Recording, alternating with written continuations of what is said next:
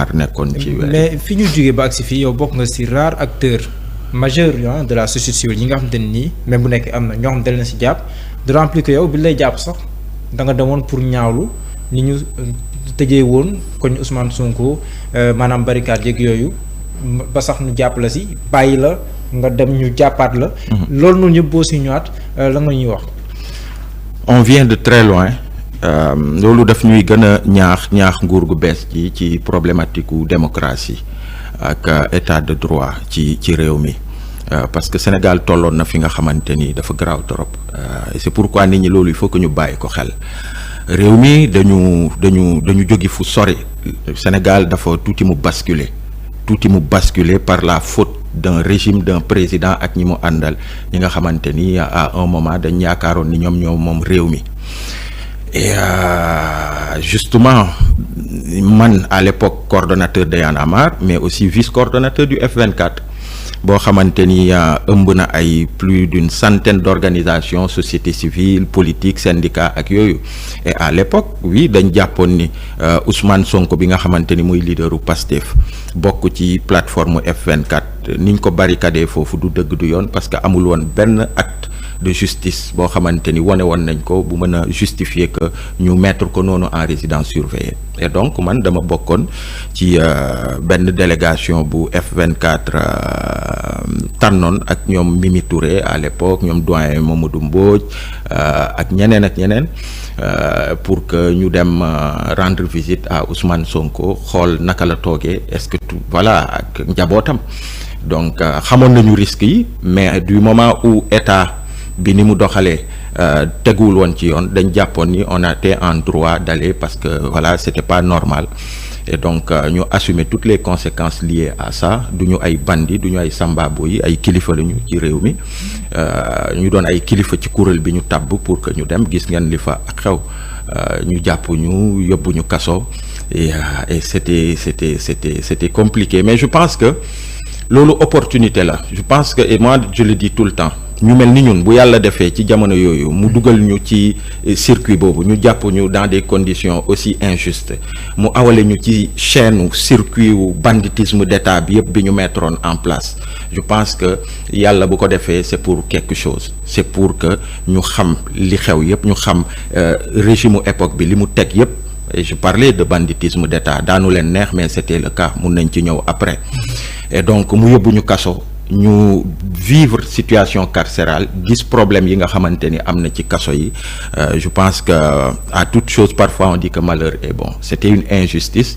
vivre nañ ko dignement avec toute la dignité qui s'y est et que aujourd'hui c'est derrière nous et le plus important mooy il faut quand même nguur gu bees que ñu jàng qu'ils prennent toutes les bonnes leçons de cette page sombre de l'histoire du Sénégal et je pense qu'il y a pas mieux placé que le président Bassirou Diomaye Faye ak son premier ministre Ousmane Sonko pour xam yooyu parce que kenn gënu leen ko xam képp kuy wax ci mbir yi ni mel ba jëm ci mbirum kaso yi mbirum yeneen ak yeneen mais il en fait ñoom ñoo ko gën a xam que quiconque et je pense que loolu opportunité la pour Sénégal opportunité la pour que ñu joyanti yu bëri ci suñu état wu démocratie liberté yi ak beaucoup d'autres questions comme ça. D'accord Y'en a marre fu mu toll nii yow yaa ngi fa amoo benn ndombal tànk bu jógee ci état.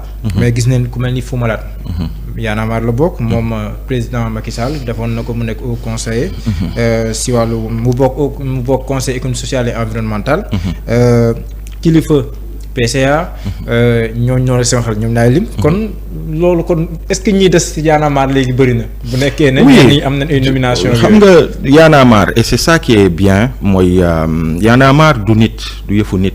man mii di wax ak yow tey man assemblée générale mun na ñëw et que ma estimer ni du ma renouveler sama mandat ñu tabb beneen coordonnateur mu doxal li raw man li ma doxal donc et que Y'en a marre reste ce mouvement là donc Y'en a marre du yëfu nit mbirum voilà ñëpp a ko bokk sénégalais yëpp a ko bokk et puis c'est un esprit c'est un état d'esprit ça c'est une première chose deuxième chose kilifa bu ñu ko tabbee c'est pas pour le compte de Y'en a marre et je pense d'ailleurs que ci jamono yi ñu jëm am na taxawaay yi nga xamante dina ko am pour leeral yenn yi par rapport à son engagement muy ku ñu ràññee ci réew mi qui a toute une histoire de militantisme quoi, d'abord au sein de Kër gi et puis au sein de Y'en a marre. Mais Kilifeu a été nommé président du conseil d'administration, félicité nañ ko ci, rafetlu ko parce que d'ailleurs du grand théâtre, homme de culture bi mu doon. Donc c'est un terrain connu quoi. mun na ci indi ay liggéey yu am solo, mais il reste que c'est pas Kilifeu. C'est pas Y'en a marre qui est nommé là-bas. Je pense que Fou Malade aussi c'est pareil. C'est pareil, s'il a été mis au conseil économique, social et environnemental à l'époque, kuréel bi nga xamante ni jamono yooyu bi ñu koy tëgg ordre des avocats mu ngi si woon, les syndicats ñu ngi fa woon. Birahim Seck moom d'ailleurs place Birahim Seck la jëloon quoi. bu forum civil. Donc institution la bi nga xamante ni ni ñu ko tëggee dafa prévoir différentes composantes société ñu mun fa nekk. Donc bu fa ordre des avocats nekkee ñeneen ak ñeneen nekk fa, agriculteurs yi, les syndicats. Donc voilà, y a pas de problème. D'accord léegi am nguur bu bees boo xam ne dañoo nekk fii depuis 5 voire 6 mois. ñu woote jubal jubanti. loolu tam nekk yéen ay thèmes yu leen intéresse loolu yéen waa Y'en a marre. ndax si acte yi nga xam te nii moom la ñuy posé ba fii. gis ngeen ne que ñoom kàddu yi ñuy yëkkati jubal jubanti mi ngi feeñ si ñoom ni ñuy jëfee ni ñu yoree, parce que am na si ay coow yoo xam ne ñoo na fii mbirum Azer ñu ngi koy wax, mbirum port ñu ngi koy wax, mbirum ONAS. même bu nekkee mi ngi si loxo justice. yooyu yëpp ay coow la, mais yow comme jëloon nga recul tuuti. coow yooyu noonu ndax pour yow ànd naa ak jubal jubanti ak déet. Non gis nga Mouhamadou. Il ne faut vraiment pas se tromper d'analyse quoi. wax naa la ko sànq dama koy waxaat. jamais ci taarixu réew mi amul benn président bu mësee jël Sénégal ci condition yi ko président Bassirou Diomaye Faye jëlee, ça il faut le dire. réew mi dafa nërmeelu woon, économie bi taxaw, investisseurs yi taxaw, ñëpp di douter du Sénégal, tout était à l'arrêt de 2021, des événements de mars 2021 ba 2024. loolu mooy dëgg. ñu jàpp ay citoyens tëj leen lu tolloog 1200 ñu faat ay sénégalais mu am yeneen ak yeneen, réew mi jaxasoo ba après il y a eu cette volonté de toxal élection yi, yëngu-yëngu yi gën a yokku, investisseurs yi gën a découragé wu, suñuy partenaires suñuy yeneen ak yeneen. Donc réew mi compliqué ba ci contexte boobu la ñu demee ci ay élections. bu amee pour une fois quand même un régime qui vient dans ce contexte-là, je pense que loolu il faut le prendre en compte, c'est important. loolu pour man c'est important. Deuxième chose mooy il faut saluer aussi quand le président Bassirou Diomaye Faye s'est installé au Sénégal, posé na ay actes yoo xamante ni sénégalais yu bëri rafetlu nañ ko. am na discours bi ñu am au niveau de l'opposition bi ñu ñëwee par exemple sur le fait que c'est pas anodin, parce que ça a été un vieux combat de la société civile, des acteurs de la démocratie et même de la classe politique.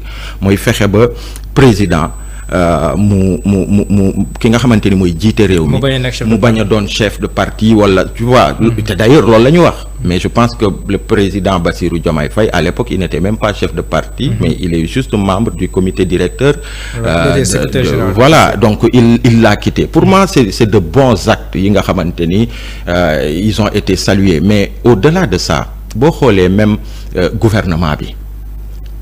gouvernement bi bi ñëwee quand ils ont mis en place le gouvernement, autant sur le casting qui a été très ouvert, il y a eu beaucoup de ministres qui ont été nommés ñoo xamante ni politique ñu ils ont essayé de ratisser large, de prendre des compétences diverses, même si avec le temps il faudra faire le point pour voir la rentabilité. Voilà, mais dans l'esprit ça a été bien, et même dans la taille du gouvernement ça aussi ça a été bien. beneen acte bu am solo aussi mooy mbirum woote bi ñu woote ci mbirum discussion yi, concertation sur les assises de la justice. Problème la ci réew mi, après réew mi fii li mu traversé ci année yi ñu mujj ak même avant ça, la justice elle est problématique.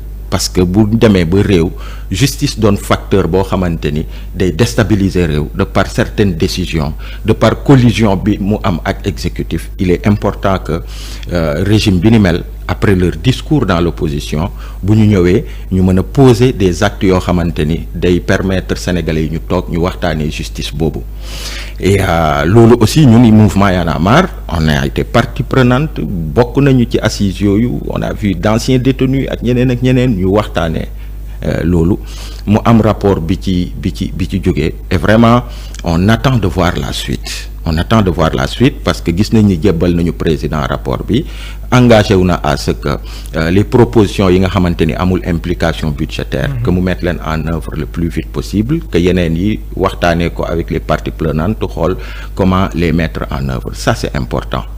Et voilà, pour man tout ça c'est important. Maintenant il y a eu, chemin faisant, en 4-5 mois d'un régime qui est arrivé, il y a eu, oui, des dossiers yoo xamante ni mbirum ONAS bi par exemple, et je pense que balaa may continuer ci loolu beneen aspect bi nga xamante ni aussi pour man on ne le dit pas assez et il faut le dire, dafa am yi nga xamante ni bu ñu wax ko tey ça nous mettrait à l'aise fii ak 1 an fii ak benn cap ñu mën a de façon intransigeante et de façon voilà vraiment claire critiquer ce qui doit être critiqué. L'autre acte mooy sur la justice, je pense que nouveau régime bi am na ñu tabb ci justice bi ñi nga xamante ni partant du ministre nga dem le nouveau procureur de la République nga xool ñeneen ak ñeneen, je pense que la plupart de l'opinion amuñu lu bëri liñ ci wax de par le profil des personnes qui ont été mis ci yenn station yi au niveau de l'institution judiciaire, je pense.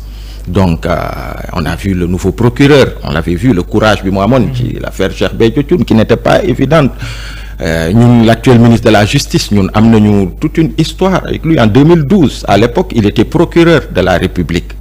À l'époque ñun ci manifestation yi képp ku ñu jàpp dañ dem ba état moo jóg di dóore état wu régime Abdoulaye Wade mais dañ dem ba képp ku ñu jàpp ci manifestation bu ñu ko la indee parquet ngoon mu libéré la. Finalement daf leen ne bu ngeen sonnul du ma tàyyi parce que man je suis pas un procureur du pouvoir, je suis pas un procureur du président ou un procureur du ministre, alors que il dépend de cette chancellerie.